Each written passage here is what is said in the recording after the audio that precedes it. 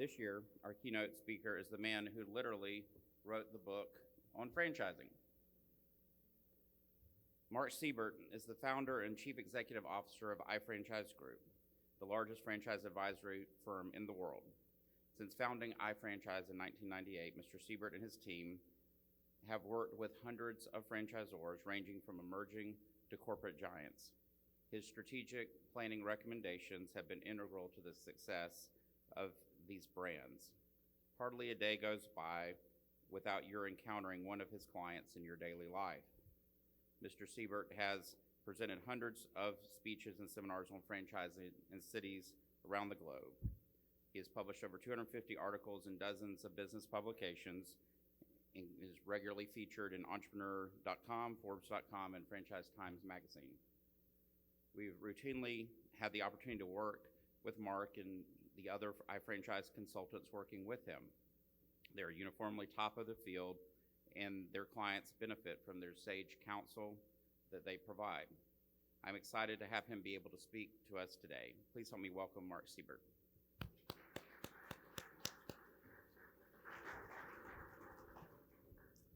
Thank you, Richie. Kind words. I thank everybody at Manning Fulton for having me here today. I sure appreciate the opportunity to do my presentation here today. So today's presentation, first of all, I've got a lot of slides. I'm going to be trying to get through a lot of information really quickly.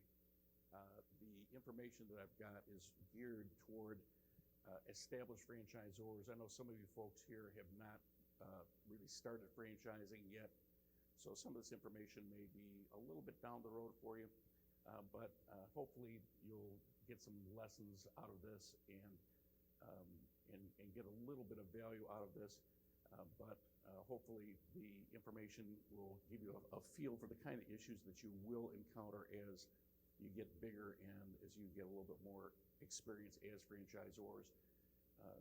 But the idea here is, how do you fix a broken franchisor, or how do you make sure that what you've got as a franchisor is something that will be able to be adapted, refined, and altered as you go forward. So let me start by just showing a little bit about us, and Richie already did such a nice job. I won't spend a lot of time on this. I will just say that we have won the award as the nation's best franchise consulting firm 4 years in a row, and that's an award given by Entrepreneur magazine based on surveys of franchise consultant or franchisors.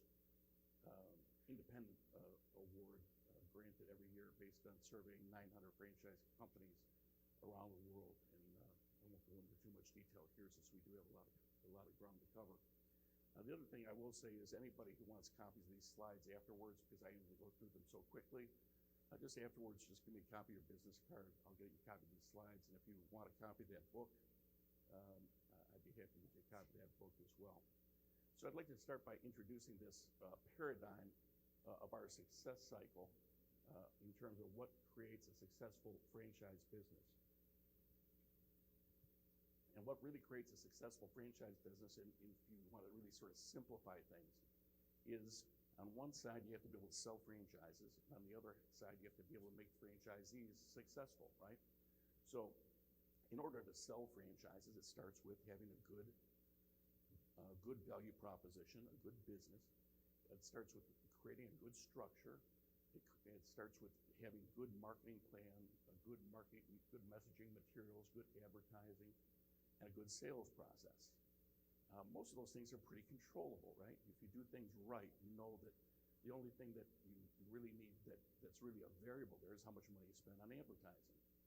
Then on the other side, it's, are you selective? Are you providing good documentation? Do you have good training? Do you have good quality control? Do you have good ongoing support? Do you have good communication with your franchisees, all which leads to validation, which leads people to believe that you've got a good concept again. So again, this is sort of the success cycle and the paradigm that we use when we're talking about, do you have a concept? Do you have something that's going to work as a franchise?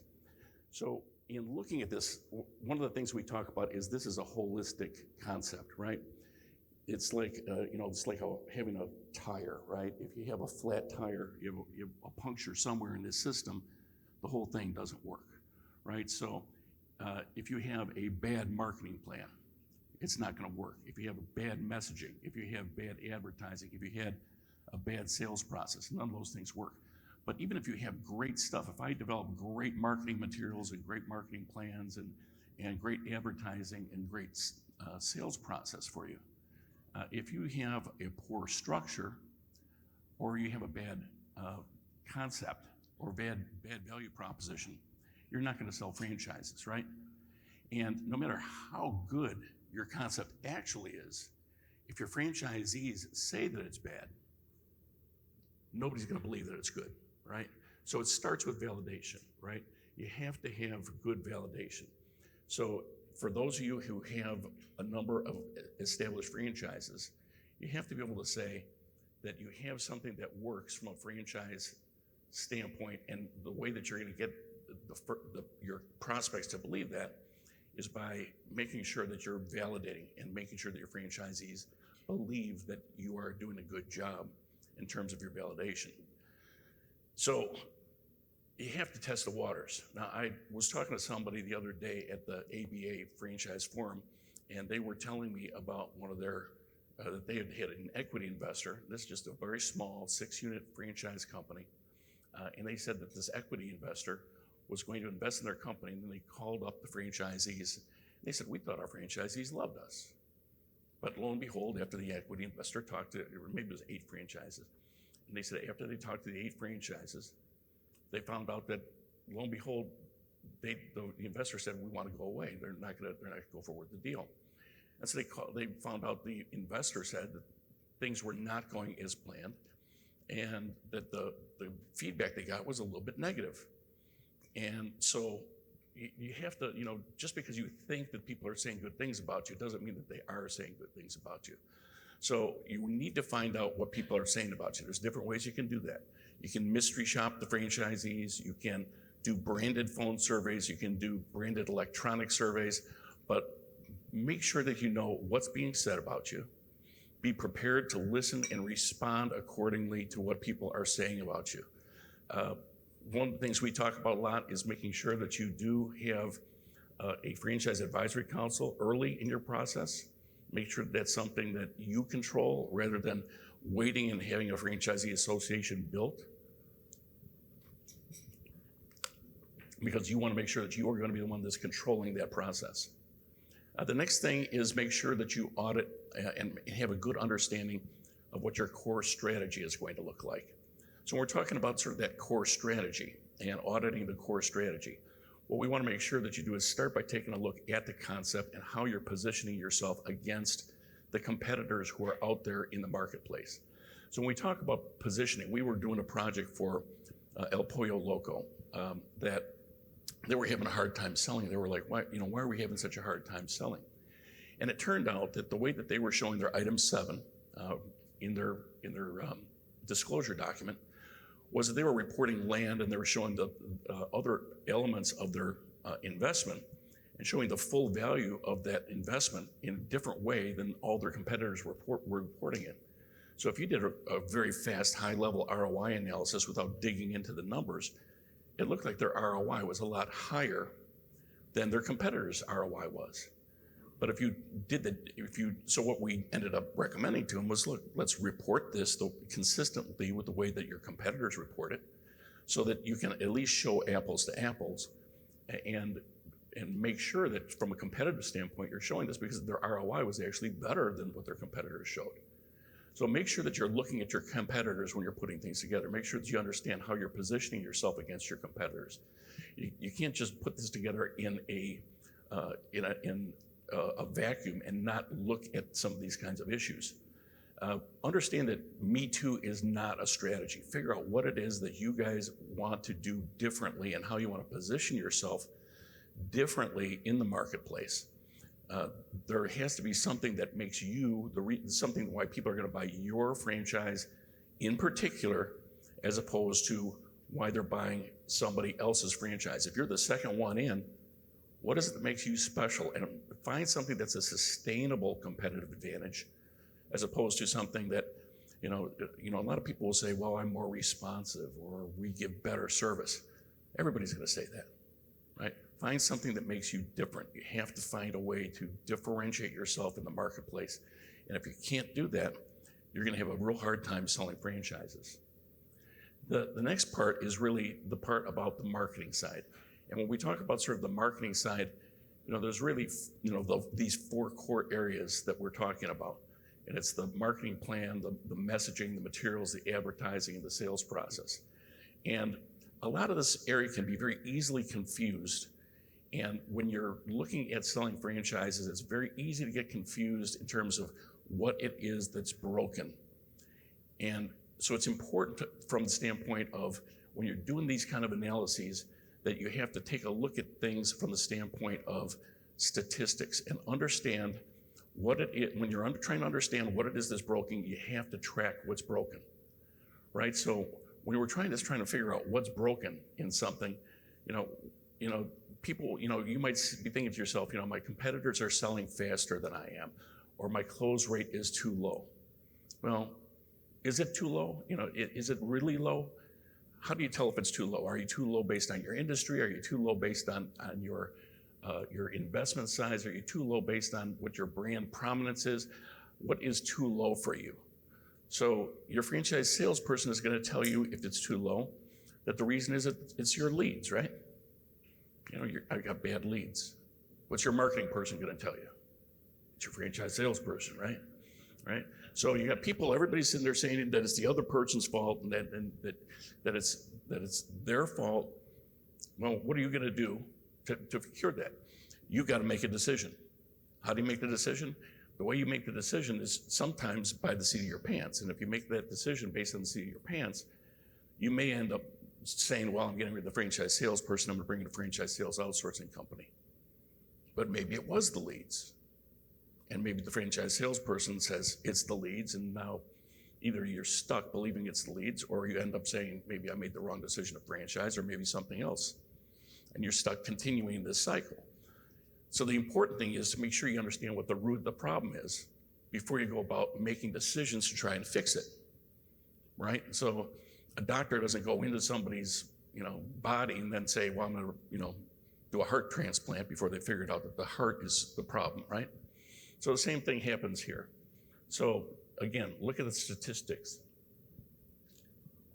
as the place that you're going to start. So as an example, let's say that as you're analyzing your KPIs, you see that one particular salesperson has a very low percentage of face-to-face meetings, but then when they come in, everybody closes, right? What does that tell you? Maybe this guy is selling franchises over the phone, right? Instead of selling that face-to-face meeting where he gets to meet the whole team and they get to be impressed by what a great team you've got.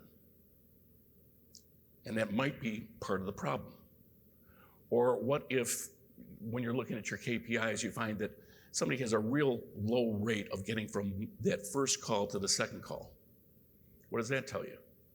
Well, that might tell you that what's happening is that they have a very difficult time of setting an agenda, or of setting that second call, or of establishing specific dates on that call so that they're getting them to understand what that process looks like, right? So the key has to be understanding what those statistics are.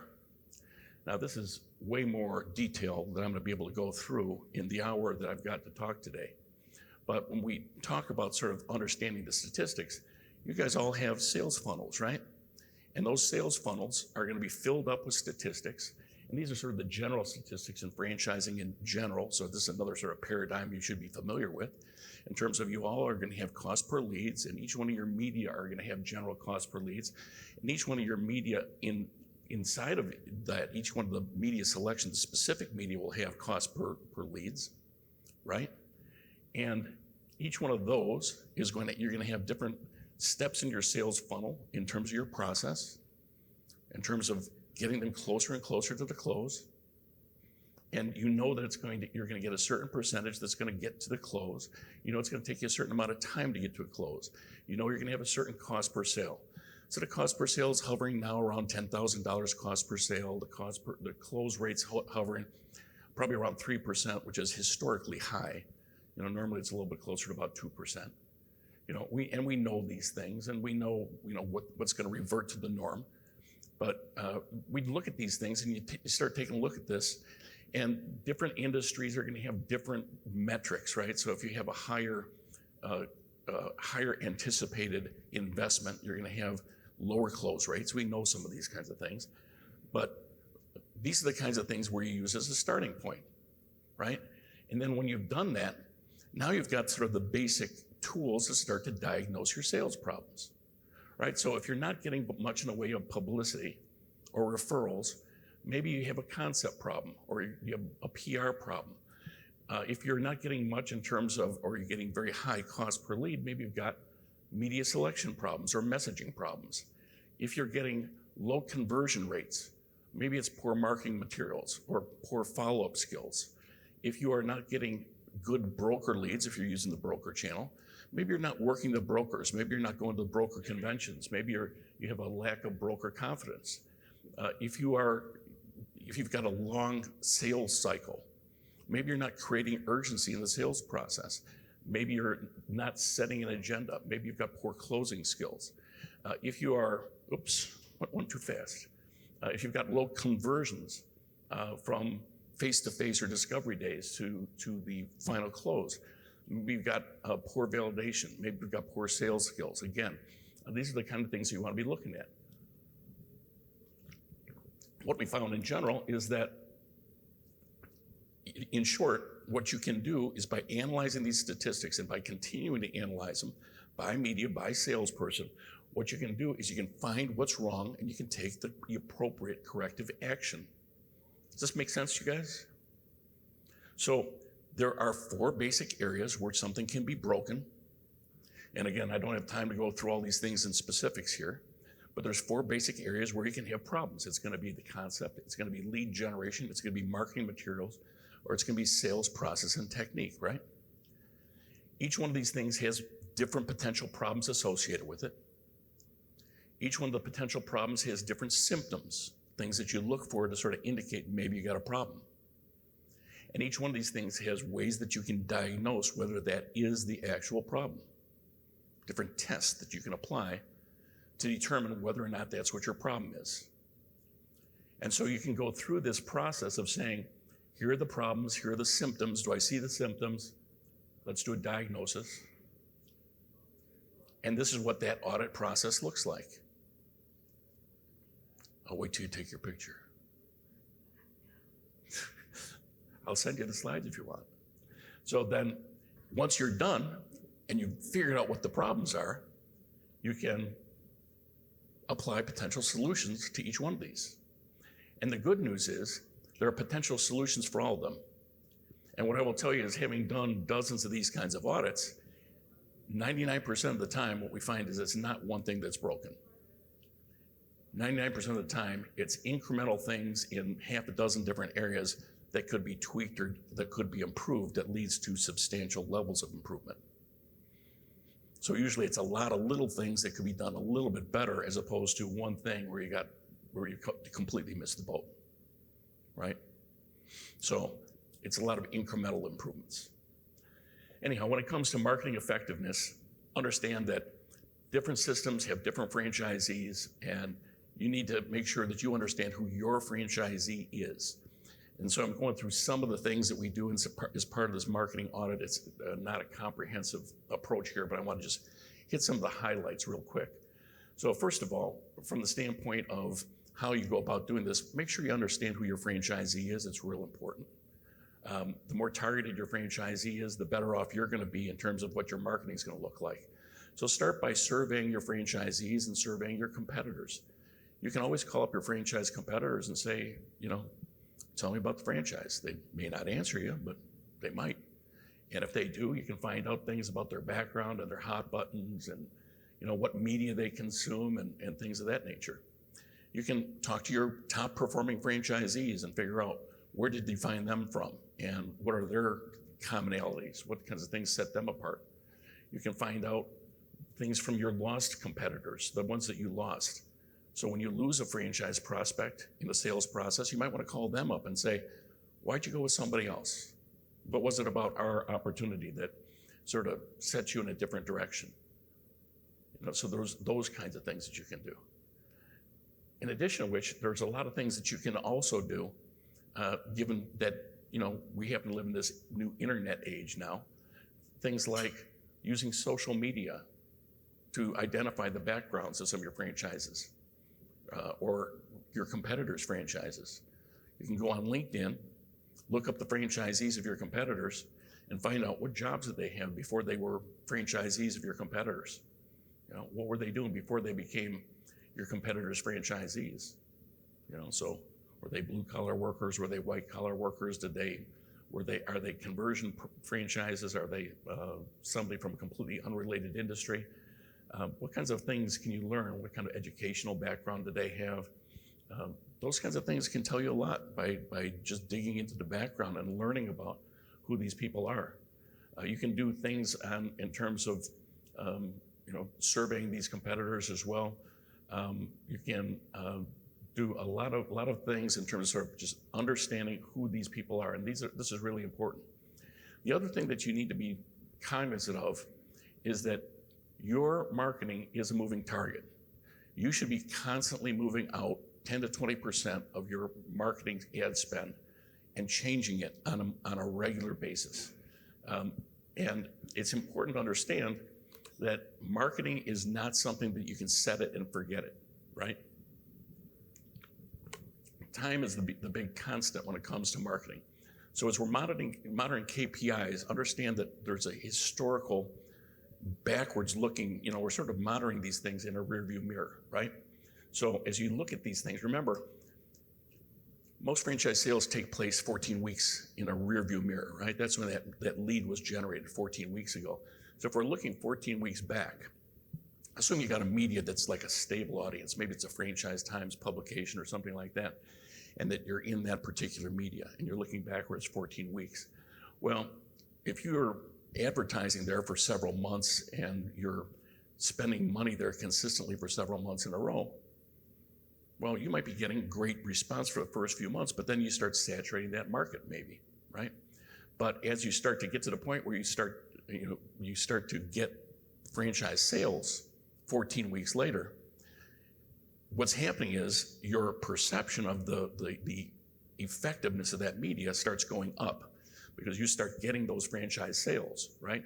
Our human nature is saying, wow, this is a great place to sell franchises because I just sold 3 franchises in the last month. But what's actually happening is the gold in those hills is starting to run dry, right? Because your cost per lead is going way up because you've already gotten all the good leads out of that publication. And now what you're getting is now the pass-along value of that lead. This is sort of the traditional reach versus frequency argument when they talk about media.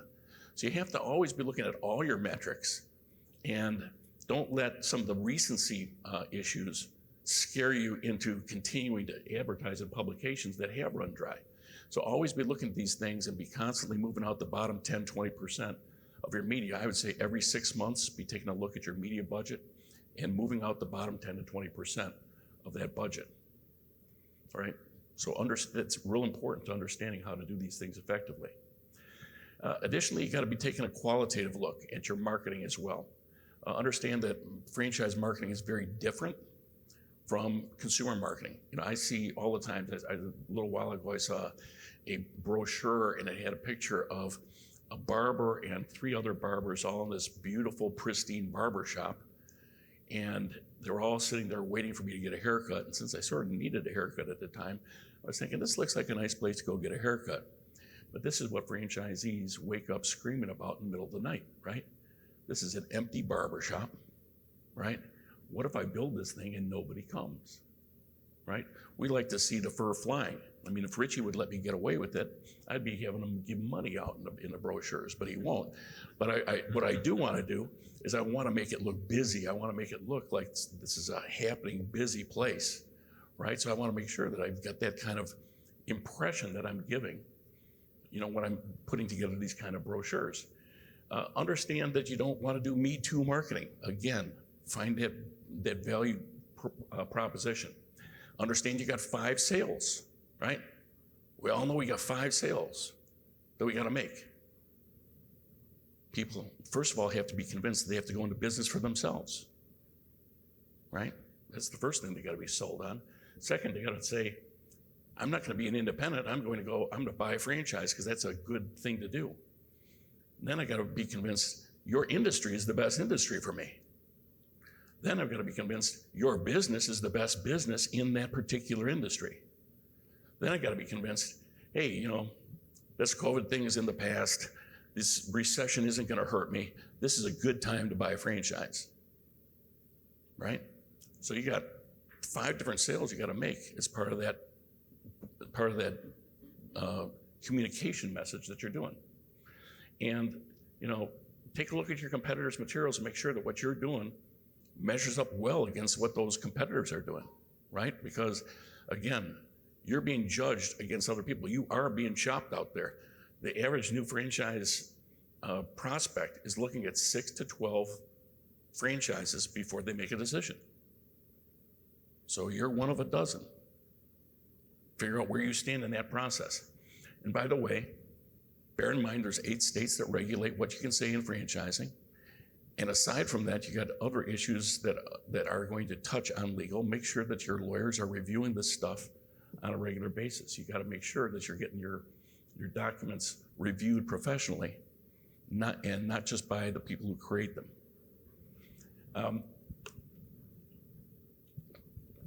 Obviously, the internet is a big part of where you're going to be generating your leads, right?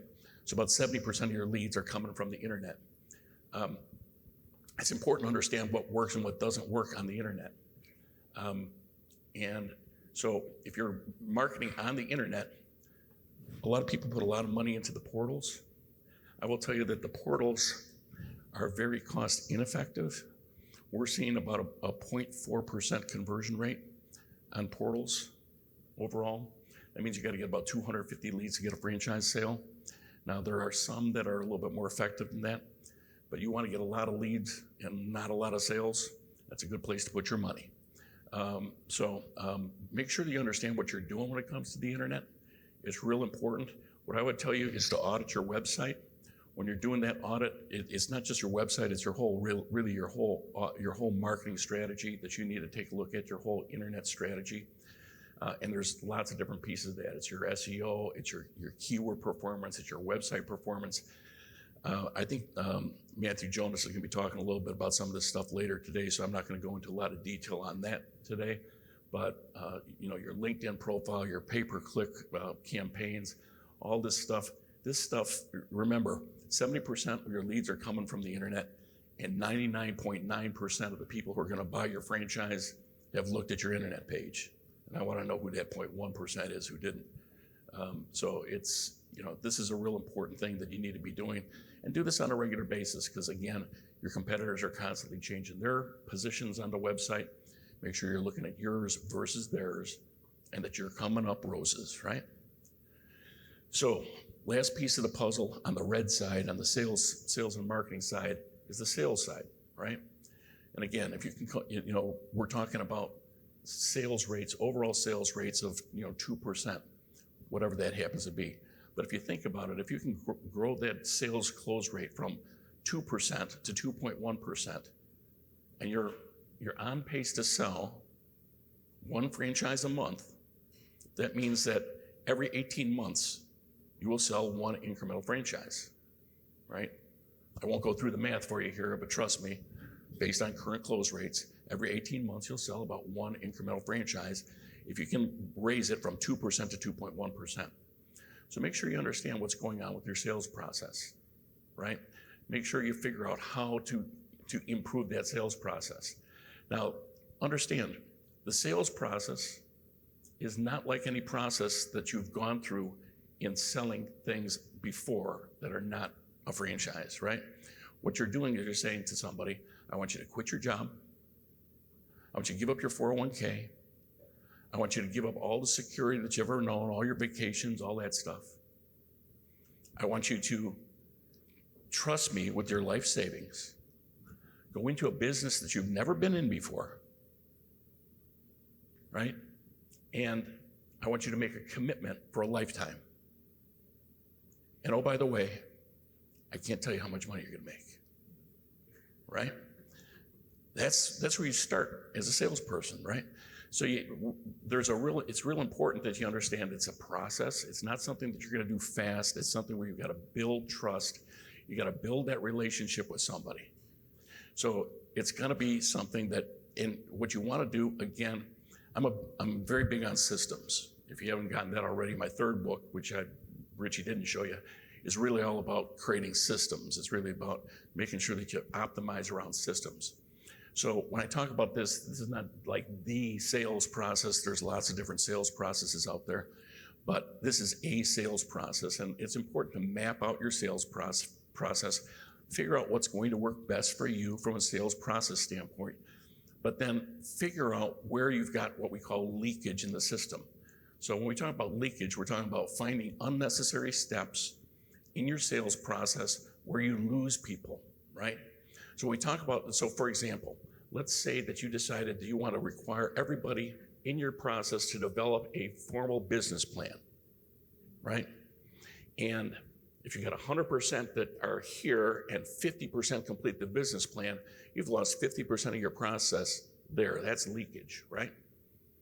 Now, if you don't need that now, maybe you need that business plan. Maybe you've got a complex restaurant and you need to have that business plan to make sure these guys have the financial acumen to be able to put this thing together.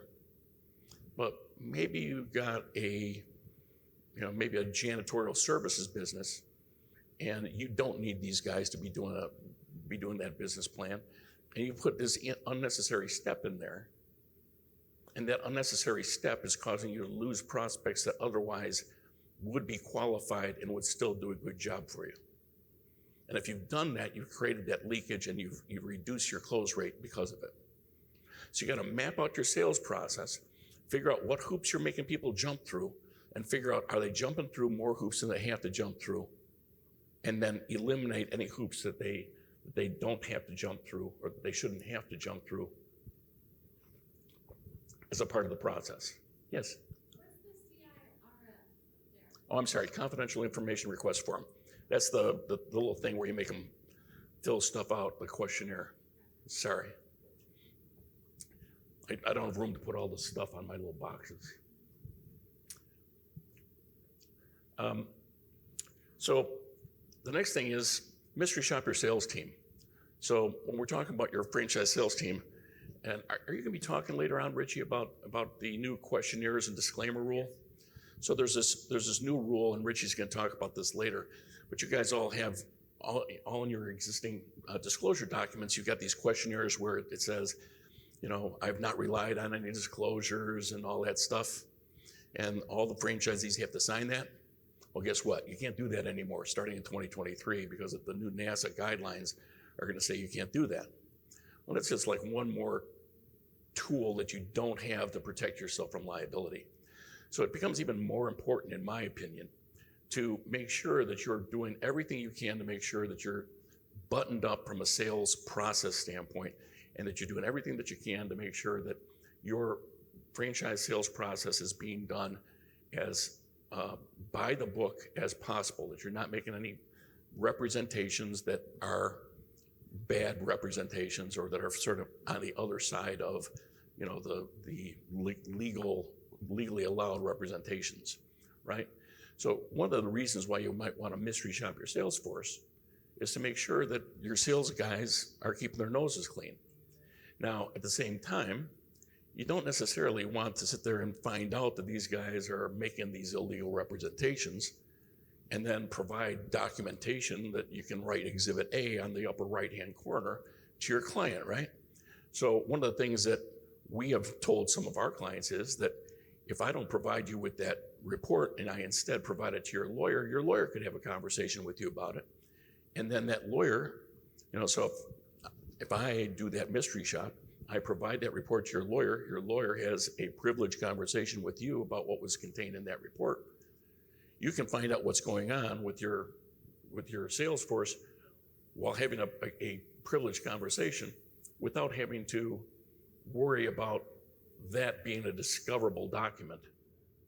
at some point in time, right? So again, you have different ways in which you can do this and still maintain some kind of confidentiality about what some of that information is.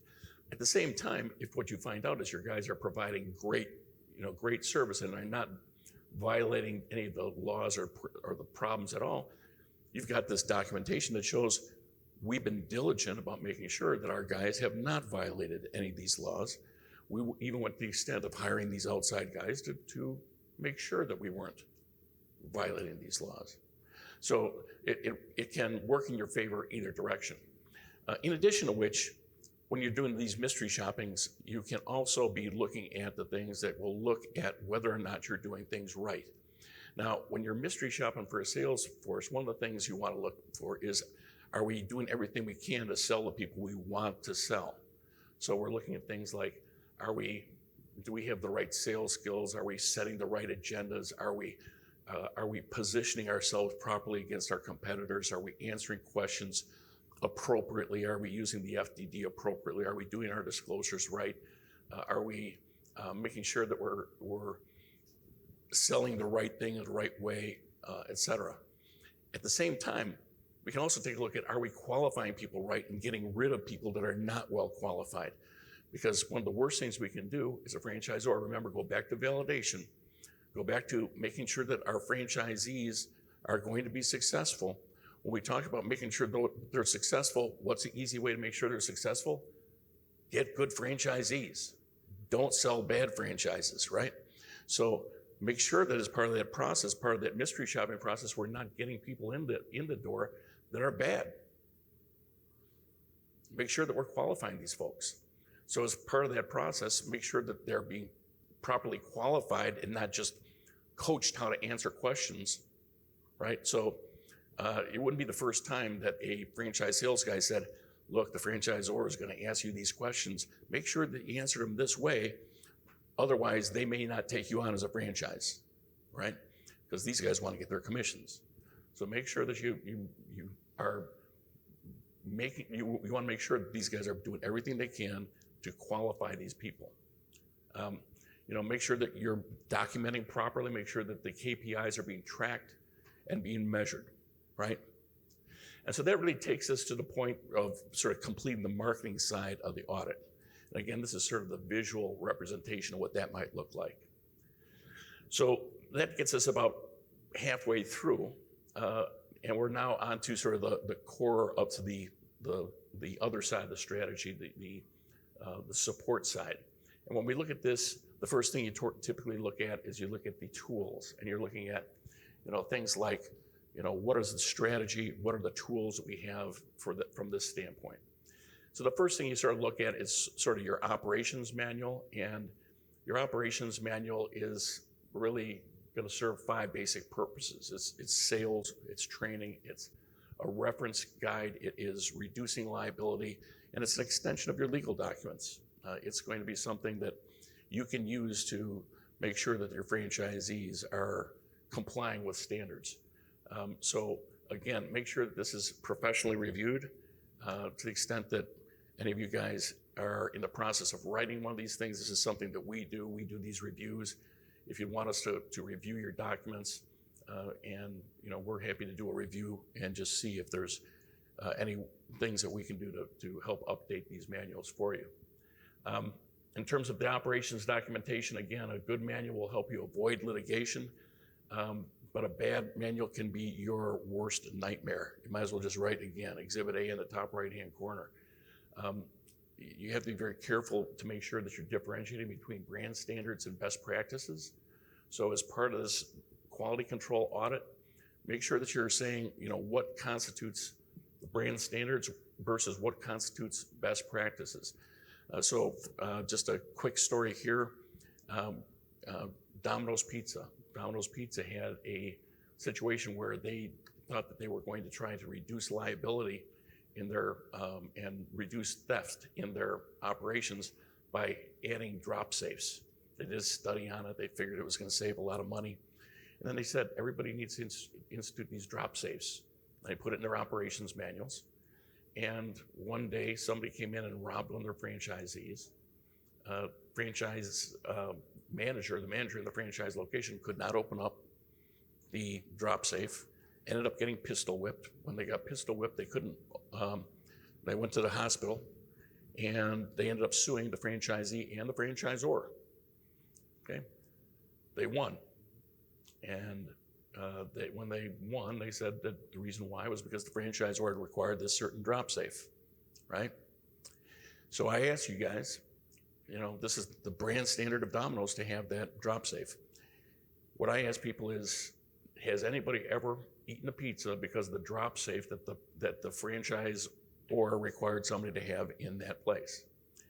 And if you eat pizza because of the drop safe, then you should make that a brand standard. But if it's not because of that drop safe, maybe you want to think that's a best practice, right?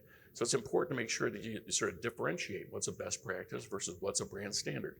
And this becomes especially important when you start talking about, anything that's in the area of employment or joint employment or agency-related standards. And a lot of times people think about these things and they think, my manual's just fine, it's been fine for years. There's a quote by Charles Munger that sort of sums that one up. It's like, if you jump out the window on the 42nd floor and you're just fine when you're 27, it doesn't mean you're not in a world of hurt, right? You have to be very careful about what you're thinking about in terms of making sure that manual is up to snuff and it doesn't have any hidden time bombs in it. When it comes to developing a best practices operations manual, again, I'm not going to go through these steps in detail, but this is sort of the process of making sure that something like that is current and up to speed. Beyond the operations manual, there's a lot of tools that you're going to want to develop to make sure that you are able to push that training down to the lowest level. So things like train the trainer programs, formalized training programs, video, online learning systems. These are all real important these days. And again, one of the things you want to do to try and get out from underneath some of this joint employment stuff is to try to make sure that you're not physically training your franchisees' employees, right? So when you start getting involved in the training of the employees of your franchisees, that's when you can start having some real issues relative to some of these joint employment issues. So it's better to have the franchisees training their own employees. That's why you might want to consider developing some of those tools.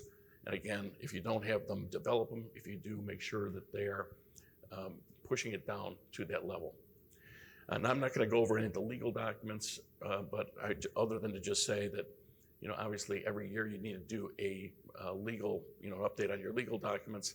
Aside from the update that you would normally do on your legal documents, make sure that as part of your legal review, you're asking your attorneys to review your marketing materials, make sure you're asking them to review your sales processes or sales scripts, make sure that you're asking them to take a look at any emails that you're sending out that are like form letter emails. Make sure that you're asking them to take a look at anything else, operations manuals or anything else that might potentially be areas in which you might incur liability.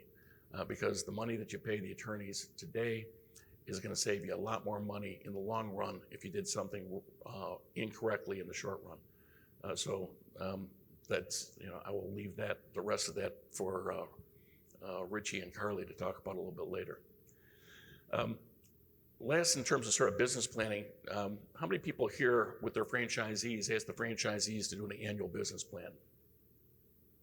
Nobody? You guys don't ask your franchisees to do an annual business plan? You guys just all shy?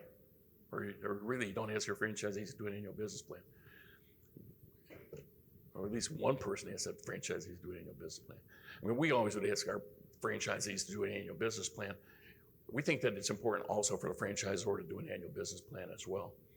And when we're doing these annual business plans, both for the franchisees and for the franchisor, we think it's important to start with goals and really focus in on what those goals are, and to focus in on not goals that are,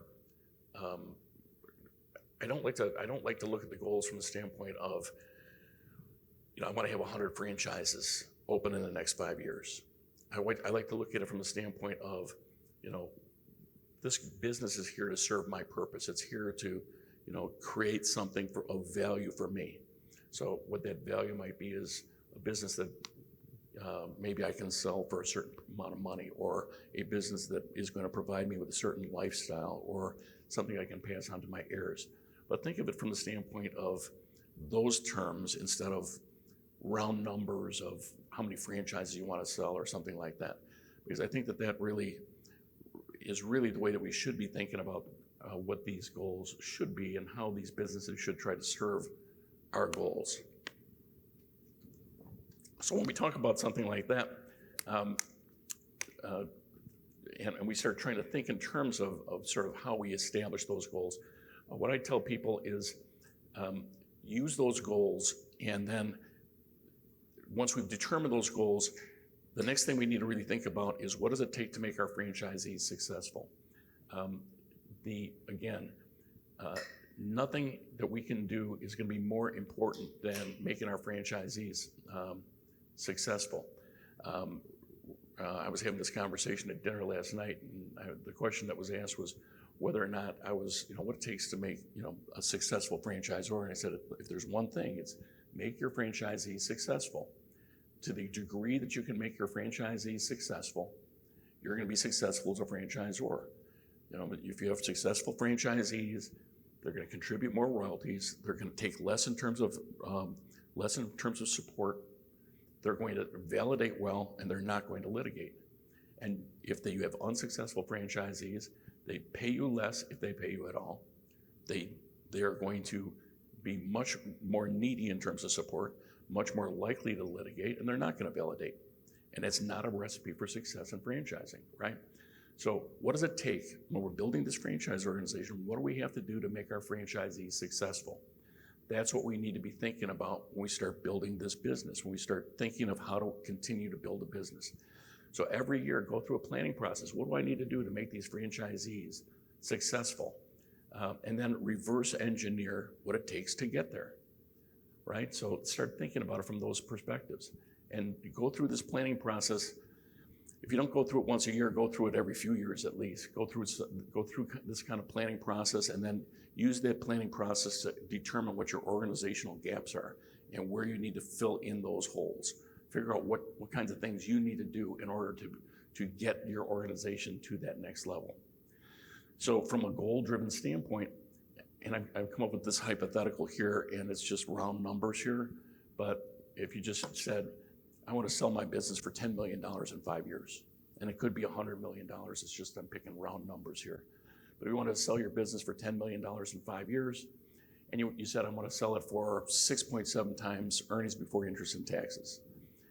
And in today's marketplace, we're seeing really big multiples. We're seeing one of my clients just got 20 times earnings, Nothing Bundt Cakes just got 20 times earnings.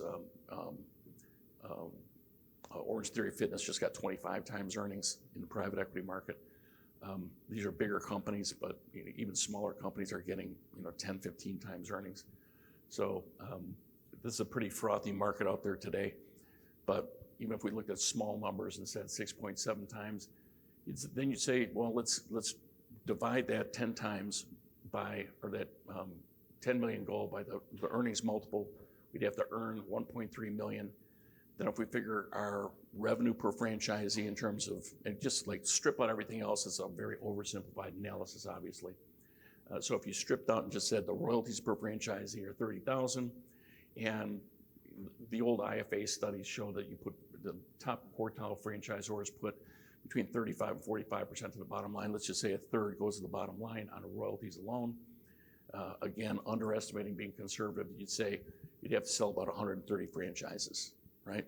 Again, this is very high level, very oversimplified kind of analysis. But the purpose here is to try and to illustrate that you can then use this kind of analysis to say, here's how many I want to sell year by year. To get there, we like that sort of hockey stick growth effect.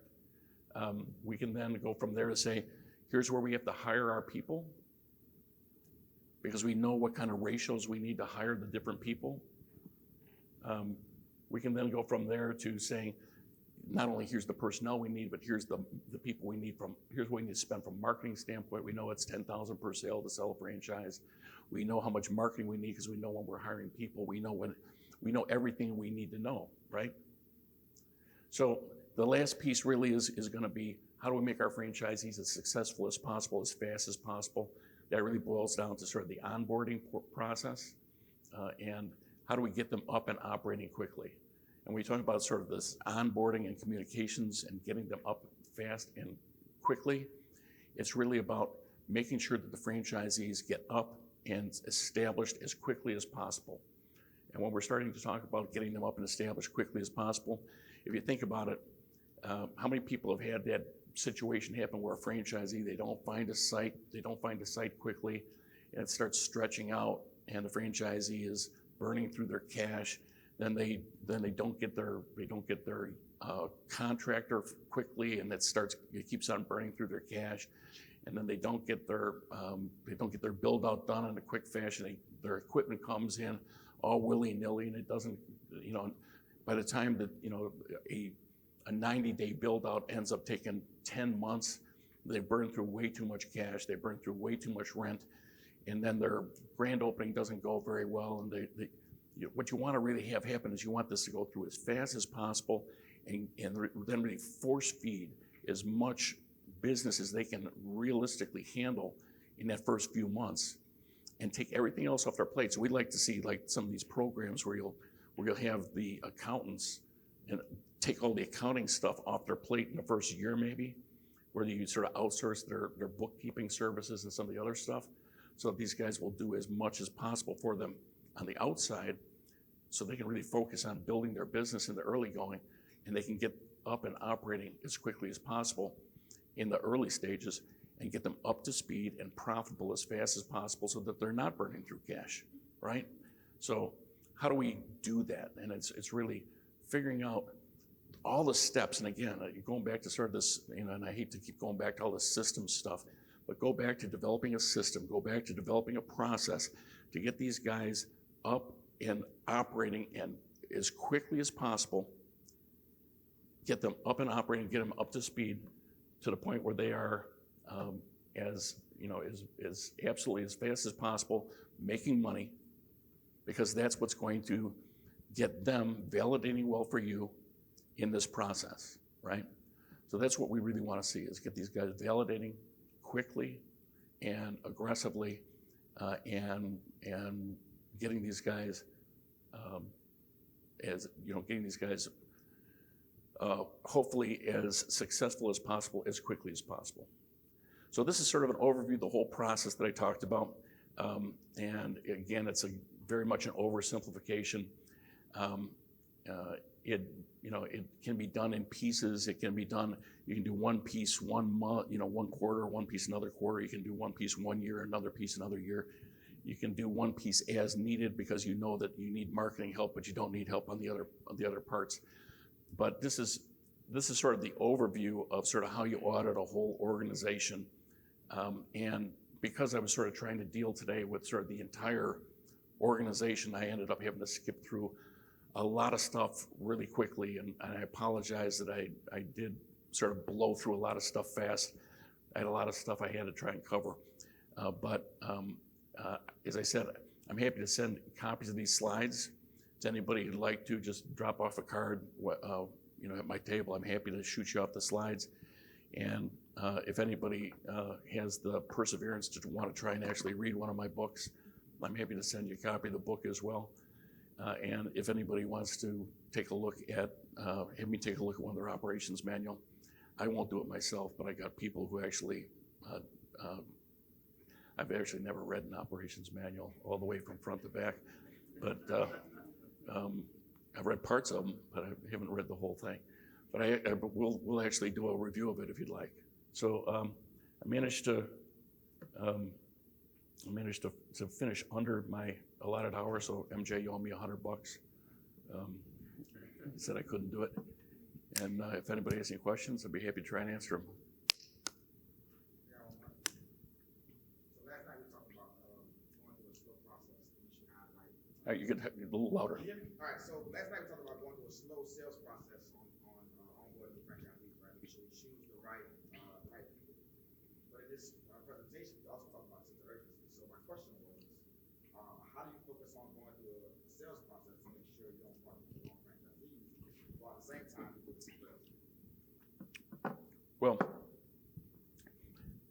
a sense of urgency, when I say a sense of urgency, I'm talking about a 14-week sense of urgency. I'm not talking about I mean, to me, that's a sense of urgency. So I'm not talking about a 4-week sense of urgency.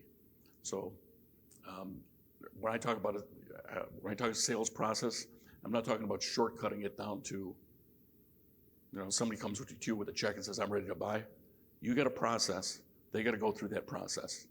So I think it's important as part of the sales process, you are driving the process yourself. You have steps that they have to go through to qualify for your franchise.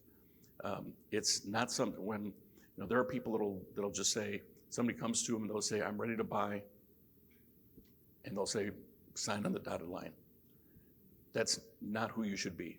Who you should be is somebody who says, great, I'm glad that you really like our brand, but we want to make sure we've got a fit. And here are the steps you have to take to qualify to meet our standards. And it should really be an award of a franchise, not just a sale. There's a sales process that takes place, but it really is an award. It really should be something where you are looking at this from the standpoint of these people have to qualify. And I wrote an article one time called The Hardest Job in Franchising. And the hardest job in franchising is saying no to the guy who's got a check for $35,000, wave it into your face. But you better be able to do that job or you'll fail as a franchisor. Any other questions? Yep. Mark, you talked about regularly auditing your website and regularly doing mystery shops. How often would you say that you would do? Which mystery shop? The Salesforce? Yeah, or your the actual stores. Or the actual? The actual locations. On the actual locations, I think that depends on the nature of the business that you're in. If you're talking about the mystery shops of actual quality control mystery shopping, that would vary tremendously based on the business that you're in. And I really wasn't talking about that in this, but there certainly is a place for that in franchising. But it would depend on the nature of the business you're in. In terms of mystery shopping your sales force, I would do it every couple of years, I think, or every time that you're like turning over salespeople. I would want to make sure that you would want to do something like that. And in terms of doing your website, I mean, I'd probably let MJ answer that this afternoon. He might have some differing opinions, but I would say things change so frequently on the web. I would say that I would want to do that probably once a year, is just auditing, taking a quick look at what's going on there, because it's like dog years there. So things change pretty quickly there. Yes? Yeah, you touched a little bit on just getting the franchisees up and supported the mission very well, and the importance of that. Do you want to go in a little deeper into the structure, maybe the organizational structure for a franchisor that's getting off the ground, of what departments and how they should kind of plan gradually to grow into that brand that they're very small initially? Can you give me a little bit more clarity on that question? Yeah, sure. So, someone that's getting off the ground, the franchisor, they're going to need to have a work structure in place, organizational structure, to support the growth of new franchisees, so that, to your point, they're off and running in 90 days and not 12 months. What sort of internal audit, per se, would you recommend for yourself to look at to make sure that you're prepared for that? I'm still not entirely sure, but I'm going to take a shot at it. So if you are a smaller franchisor and you don't have a lot of team surrounding you, is that what I'm getting? You don't have a lot of team. I think it's not so much. It may not be so much audit that you need. It may be that you need structure, and it may be that you need systems. So what you may be, instead of trying to do an audit, so it sounds like you're maybe just getting started franchising. What you may want to be doing is develop a system, put the system in place for onboarding your franchisees, where you've got checklists that will say, here's what I need to be doing 14 weeks out, here's what I need to be doing 12 weeks out, 10 weeks out, here's what I'm doing week 9, 8, 7, 6, day 10, 9, 8, 7, 6. Here's what we should, here's what I'm sending out there. And it really is going to depend on the nature of business a little bit too. So as to what you're doing, but if you have limited resources, you have to deal with what you've got, and it may influence how many franchises you can sell in terms of you may have. The best advice I might have to give you is don't grow faster than your ability to support your franchisees. So you may have to slow down your franchise growth so that you can make sure your franchisees are successful, but figure out what it takes to get your franchisees up and operating and put a system in place to make sure that your franchisees are able to get up to speed as fast as possible. I don't know that you need an audit if you haven't done a lot of these already. Yeah, the word audit is kind of saying take a look at what you've got. What the work structure, the organization structure, at what point do you go and you hire more positions, you're taking on what, commissions? Well, this is this whole business planning process that I'm talking about. And there's sort of a balancing act that you have as a business owner, where you have to take a look at your speed of growth and your goals and your ability to get there with the resources that you've got. And the best advice is, generally speaking, to try to add people underneath your predictable cash flow. So if your predictable cash flow is here, you're trying to hire underneath your predictable cash flow, right? So that's your best strategy. And that way you don't have to sit there and count on selling franchises in order to be able to make your monthly make your monthly budget, right? So that's your best strategy. Your second best strategy is to find outside financing to help you to do that, whether that be equity financing or some form of debt financing. But your worst strategy is to rely on franchise sales to make those hires, or to grow fast and not provide the service needed to the franchise. I guess the absolute worst would be to grow faster in your ability to support and not provide the services to your franchisees, because then you're going to crash and burn.